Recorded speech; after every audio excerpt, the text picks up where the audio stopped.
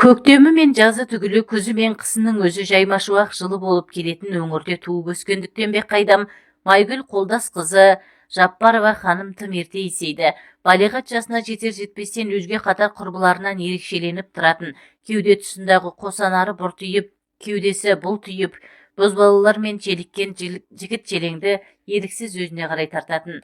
Сұлуға сұқтанбайтын жан бар ма? Оған сырттай ғашық болып, өздерінше меншіктеп жүрген үлкен кіші көптін. Мұның үстіне әуелетіп ән салып, би билеп, жазу сызудан да хабары бар болатын. Тіпті мұнысымен кішігірім ұжымдық жинақта да көрініп үлгерген. Бұл қыздың тым ерте есеюінің тағы бір себебі әкесі Қолдасын аты шыққан алқаштығын.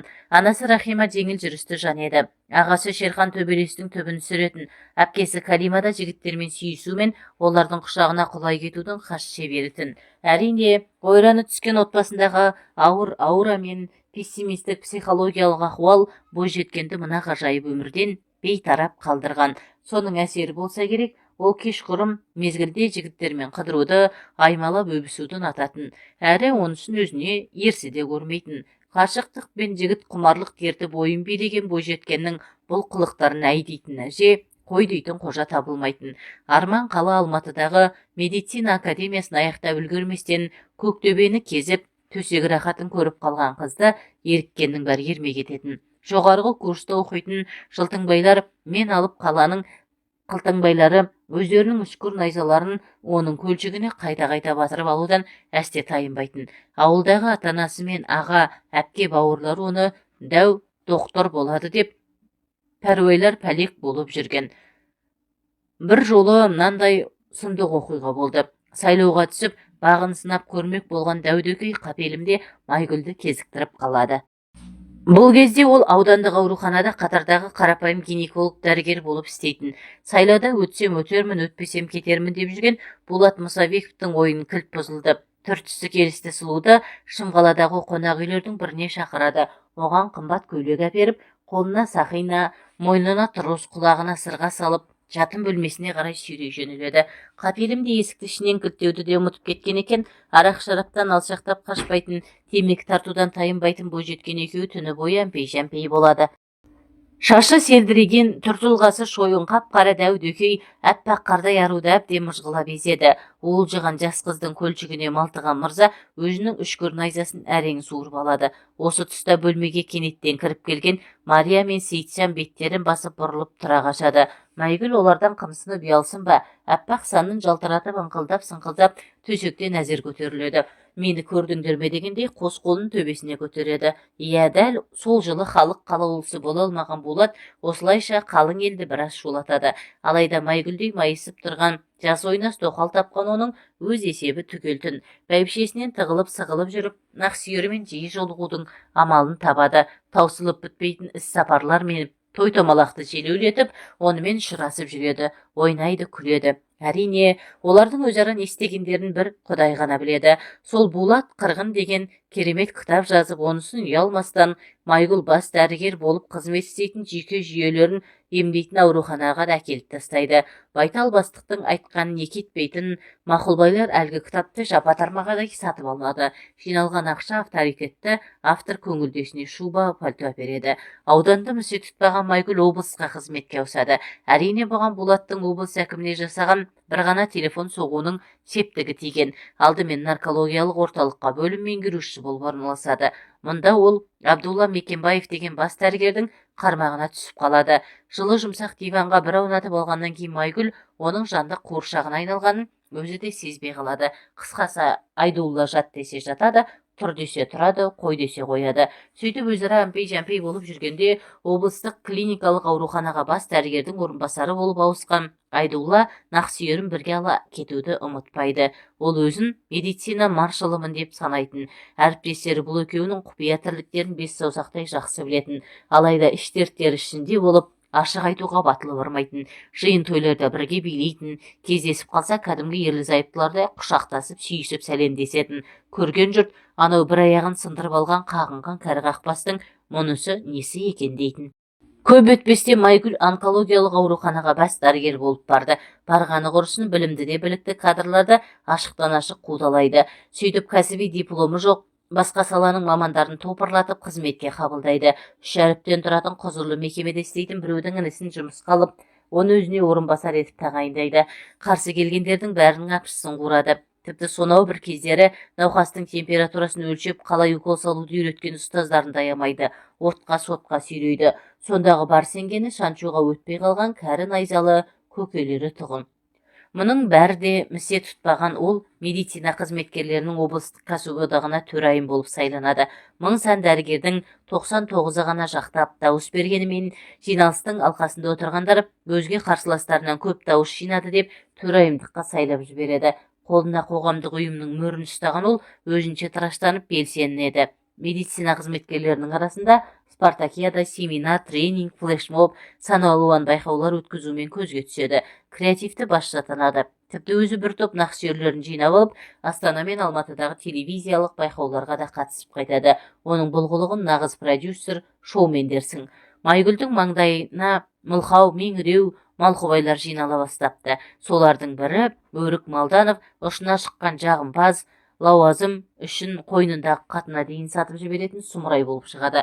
Байтал бастығының ыбыстық майқұйрығына кіріп алған ол өзін менсінбегендерді құйрықтай жөнелерді. Олардың сыртынан жамандап қызметтен қуады. Медициналық академияның ректоры Тоғанбай Маяшев пен облыстағы аса беделді партияның басшысы, халық қалаушысы Құлашбек Мәдібеков те Майгүлдің оттай ыстық құшағында қорғасындай балғып, тар төсекте терлеп тепшіп шыққандардың тізімінде тұр. Халық қалаулысының сенімді көмекшісі Рустам Байымбетов те көпті көрген келіншекпен бірге түнеу бақытына бөленген. Бұған Алматыдан ауып келген Әбит Мастанбеков тәрізді тағы біреуді қосыңыздар. Қысқасы, Майгүлдің ай оңынан туып тұрып, ақ деген алғыс, қара дегені қарғыс. Кез келген нақсүйер көкелерінің тілін тауып, көңілін көтеруге тым шебер-ақ. Қызметке өңкей байынан ажырасқан жесір, жеңіл жүрісті, теріс қылықтыларды жинап алып, ондайларға қажетсінгендердің қышуын қандырып жүргеніне мәз мейрам. Сондайлардың бірі жылдың үздік дәрігері ретінде алтын ине жүлдесін жеңіп алған. Енді бұған күлесіз бе, жылайсыз ба, ерік өзіңізде. Неке тойы болмаған, үстіне ақ көйлек фата қолына ұстамаған Майгүл майменкөлеп жүріп бір емес, 100 жігіттің, 100 емес 1000 мырзаның көңілін оп-оңай тауып та үлгерген. Кәдімгі мың бүртін хикаясындағыдай керемет күй кешкен. Ең алғашқы байы Серімбет Мұсаевтан Рабиға есімді қызы бар. Оны өзгелерге сіңілім деп таныстырып жүрген көрінеді. Одан кейінгі Булат, Айдулла, Құлашбек, Тоғанбай, Рустам, Әбит, біз біле бермейтін тағы басқалары тағысын сол сияқтылар толып жатқан сал сиырлері әбден сілікпесін шығарғаннан кейін бе, соңғы кездері сауық сайранға, жігіт аулауға кемірек шығатын көрінеді.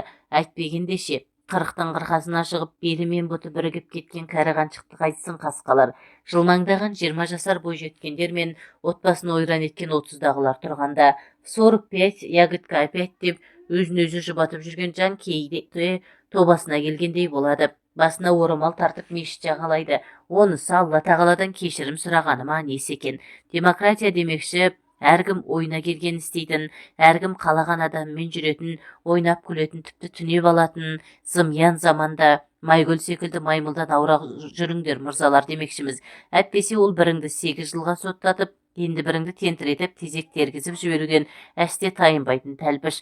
Мына ғажап өмірде махаббатта жолы болмаған, той болмаған қыз өзінің бар ашу-ызасын ащылау, арақ шараптан, көк түтінді темекіден қала берді желіккен жігіттерге қылмаңдаумен ғана тояттағысы келген тәрізді. Айдың күннің аманында осындай адасушылардан сақтансын дейік ағайын. Мектеп кезінен жүріп жүрген жігітім әскерге кеткен. Барған соң екеуміз үйленеміз деп хат жазып, екеуміз уәделесіп қойғанбыз. Бірақ туған жеңге бір құда баласымен таныстырып арамызға түсті. Менің жігітім бар, маған уақыт құртып әуре болма деп айтып, екеуміз бірінші таныстықтан соң қоштасып кеткенбіз. Бірақ ол 2 күннен соң алып қашты. Аяқ асты танымайтын жігіттің жары боп шыға келдім. Шынымды айтайын, күйеуімнің түрі маған тым ұнаған жоқ. Менің қиялымдағы адам басқаша болатын, бойы да кішкентай. Оның қасында мен сұлу үлпілдеген жас едім. Өзімді оған қимай қит етсе, мен саған амалсыздан тегем, ұнатпағам деген сөздерді көп айттым. Содан ба ол бірте-бірте мені қызғанып, үйде ұрыс-керіс көбейе бастады. Оған қоса адуынды енем бар, қит етсе мені жамандап, қатының сылаңдап, айнаның алдынан шықпайды деген сөзді қосып, күйеуімді қайрап қоятын. Уақыт өте көшеде өзімен өзі кетіп бара жатқан еркек көрсе, мынау саған келіп кетіп бара жатыр ма деп көрінгеннен қызғанып, жұдырық ала жүгіретін болды. Ақырында ішімдікке салынып, берекеміз кетті. Мен сенімен тұра алмаймын деп киім кешегімді жинап, әке шешеме, күйеуім мен енемді жамандап, төркінімен қайтып бардым. Ішіме сыйған қыз сыртыма да сыяды деп мамам марқұм құшағын жая қарсы алды. Бірақ ағам мен ініме менің қайтып келгенім жақпады. Жеңгем мен келінім де көзім ала бере өзара сыпсыңдап бөтен екенімді кәдімгідей сездіретін. Шешем, жеңгем, келінім бәріміз бір үйде тұра алмадық. Әсіресе үш үйдің балаларының басы піспеді. Ақырында қаладан пәтер жалдап, 2 баламмен көшіп кеттім. Өз арбамды өзім сүйрегенім жөн деп шештім. 2 баламен қалада өмір сүру оңай емес екен. Ай сайын пәтерақы деген келеді де тұрады. Аттап басқаның ақша, бәрі сатулы. Түн ішінде 2 балама білдірмей көп жылайтынмын. Енем мен күйеуімнің ұрысынан қашқаныммен өмірдің қиғындығынан қашып құтыла алмайтынымды жақсы түсіндім.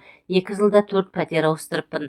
Қарап отырсам, енді жайғасып көңіл жайлана бастағанда келесі айда пәтердің ақшасы көтеріледі дегенде естейсің. Амал жоқ, арзанын іздеп, әркімнен қалған қырғоңды жуып шая беруде қажытып жібереді шыны керек. Жалғыздық жанға батады екен. Әсіресе көпшілікке қосылғанда қатты сезіледі. Туыстардың тойына бара қалсаң, күйеуі бар сіңілдерімнің абырой беделі менден биік. Ал мен елеусіз бір шетте қалып кете берем. Сол себепті көпшілікпен араласуды да шектедім. Өмірдің мәні қалмағандай, осымен бар қызық біткендей жынданып кете жаздадым. Бір күні құрбым үйге жылап келді. Байым ұрды, сөйтті бүйтті деп жамандады. Мен осы уақытқа дейін оларды ең керемет отбасы, бақытты жандар деп сырттай қызығып жүруші едім. Мынауына таң қалдым. Солай сіңілдерімнің өмірлерін іштей зерттедім. Қарап отырсам, ешқайсысының бай оңып тұрған жоқ. Бірі тойда ішіп алып маймыл болады, біреуі көпшіліктің көзінше әйелін шешесінен сыбап масқара етеді. Үшіншісі жатып шер шалқау. Идеал еркек көрмедім. Мыналардың қасында менің күйеуім тәп-тәуір екен ғой деп кетіп қалғаныма өкіндім. 10 жыл сайын тамыз айында балаларына мектепке қажетті киім кешегін түгендеп беру үшін қалаға келетін. Ондай кезде үйге кіргізбей, өзім де шықпай балаларды сыртқа шығарып жіберіп отыра беретінмін. Бұл жолы ілесіп барып, тамырын басып көрмек болдым. Сөйтіп екеуміз балаларға киім әперіп, дәмханадан тамақтандық. 2 балам екеуміздің қатар отырғанымызға шын қуанып, ерекше көңілденіп кетті. Сонда да бірге болайық деп айтуға көкірегім жібермей отырдым. Кеш түсе бастағанда ол бізді үйге әкеп тастады. Үлкенімнің есі кіріп қалған, ал кішісі әкесін ерекше жақсы көретін. Папа, біздің үйге бір күн қоншы деп жыларман болды. Сол түн екеуміз көп сөйлестік. Екеуміздің қателік жасағанымызды түсініп, балалар үшін қайта қосылуға шешім қабылдадық. Ертеңіне көлік жалдап бізді ауылға көшіріп әкетті. Арада біраз жыл өтіп кетсе де біздің ауылға келіп қайта татуласқанымызға ата-аналарымыз шын қуанды. Енем де баяғыдай емес мінезі жұмсарып қалыпты. Қазір менің қас қабағыма қарап отыр, бірақ күйеуімнің бұрынғы әдеті қалмапты. Ол ескі әуеніне қайта басты. Той-томалаққа бара қалсақ, үйге келгесін міндетті түрде ұрыс айғай-шу шығады. Бетіме күле қараған адамның бәрінен қызғанып, арасында қол жұмсайды. Бірақ амал жоқ, осы өмірді өзім қалап қайта қосылдым. Енді ішім жылап тұрса да, сырт көзге бақытты жан секілді көрінуге тырысам. Балалардың мазасын алмас үшін күйеуіме ренжімеуге, жаман жақтарын көрсем де көрмегендей болып үнсіз қалуға тырысып бақтым. Бір сөзбен айтқанда, одан үнемі өзімді бір саты төмен ұстай бастадым. Баяғы тәкаппарлықтан мен сұлумын, сені сүймеймін деп кергейтін Салимадан жұрнақта қалмаған. Бұдан не ұттым, бақыттымын ба жоқ па оны өзім де білмеймін. Байы бар деген атақты алдым. Бастысы осы. Мен ол кезде жасым 26-да болатынмын. Үйленгем, 2 ұлым бар. Вахтовый методпен жұмысқа орналастым. Жұмыста әйел адам біреу ғана болатын, повар, жасы 51-де болу керек. Жолдасы қайтыс болған, 2 қыз, 1 ұлы бар. Қызы менімен жасты, ал ұлы 3-4 жас кіші. Ұлым бір рет көргем, повар келіншек томпақ болатын, үстіне футболка, бұтына үнемі жұқа лосина киіп жүретін. Лосинасы бұтына жабысып тұратын. Алдыңғы жағында алжапқышы болған соң особо ештеңе көрінбейтін, ал еңкейгенде лосинасы бүкіл болмысын паш ететін. Мен көбіне іште қалатын болғандықтан оңаша көп қалатынбыз. Онымен итерісуді сол кездері ақ ойлап жүргем, бірақ тоқым жетпейтін. Бірақ күйеуі туралы, қырындаған еркектер туралы көп айтатын. Бір күні столовойда отырғанымда өзінің белі ауырып тұрғанын айтты. Орнымнан тұрып белін жаймен сипап массаж жасап бергем. Көтенінде бір-екі айналып өттім. Сосын оған крем бар ма, бұдан да күштетіп жасап беретінімді айттым. Ол бар деген соң оның комнатасына өттік. Белін ашып, крем жағып массажға кірісіп кеттім. Лосинасы мен трусиын қатарластырып 2 сантиметр төмен жылжытып қойдым. Кейін тағы сәл төмен түсірдім де, артынша футболкасын дипчиктің үстіне қарай көтердім. Қолымды трусиінің ішіне бір-екі рет апарып, көтеннің сығын сипап өттім. Кейін қайтадан жоғары көтеріліп, қолыма тіреліп қалып тұр деп лифчиктің артқы жағын ағытып жібердім. Әйел де қой деген мен арқаңа полный жасап беремін деп көндірдім. Арқасын аймалап жатып, екі жақ қолтықтың астында аймалап өтіп, емшектің жанынан тек саусақ ұштарын тигізіп өттім. Осылай бірнеше мәрте қайталаған соң, емшегіне екі жанынан қолыммен толық өттім. Ешқандай кедергі болмаған соң, крем жағылған қолымда сырғытып, жөнеліп алақанға емшекті қапсыра құшып, ұшынан қысып жібердім. Осы кезде қой болмайды, баламдайсың ғой, бұл енді артық дегеніне, балам деп емес еркек ретінде қараңыз деп емшегінен қысуды жалғастырдым. Өзі қарсылық көрсетіп бастағанымен аңқылдап қоя бергенде кемтар емес екенін түсініп бұтынан киімін түгел шешіп алдым. Аузымен қойлап жатса да қолдар еш қарсылық танытып жатырған жоқ. Мен де шалбарым сыпырып тастадым да 4 тағандап тоңқайып тұрғызып уже суланып тұрған астына тығып жібердім. Астының тесігі кәдімгідей тар екен, бірақ суланып тұрған соң еркін кіріп шығуда аңқылдап жатыр. Бір кезде астынан су ағып кетті. Оның сиіп қойды ма деп көп итеріспейтін әйелдерде солай болады екен. Өзі солай деді. 10 минуттық арпалыстан кейін дәл сол позада астына ағызып жібердім. Ол сылқ етіп қисая кетті. Бір-екі рет бітіріп үлгеріпті. Мен киімімді киіп жатқанда ол душқа кіріп кетті. Ал мен өз бөлмеме кеттім. 15-20 минут жатқаннан кейін қайта асханаға бардым. Артынан құшақтап қолымды астына тығып жібердім. Астына саусағымды салғанда асты соланып өзден ырси бастады. Дереу киімін төмен түсірдім де астына мүшемді тығып алдым. Осылай асханада 20 минуттай итерістік, аңқылда дөй түсті. Осы жағдайдан кейін ыңғайға келген жерде итеріп алып жүрдім. Бірде удай мас болып барып таңғы 3-ке дейін итерістік. Мен мас болған соң 5 сағаттық итерісте тек 2 рет бітіргенмін, ал оның үстінде бітіріпті. Үстіме отырып секіргенде кәдімгідей опыты бар екені көрініп тұр. Сөйтіп жүріп мен ол жақтан жұмыстан шығып кеттім. Бір күні келін ауруханаға қаратуға біздің қалаға келгенін айтты. Бірақ мен шақырған квартираға бара алмайтынын, келіннен қорқатынын айтты. Сөйтіп тек серуендеп келуге далаға шыққанда кездесіп шыдай алмай подъезде итеріп алғам. Қазір арамыз алшақ болған соң тек по телефону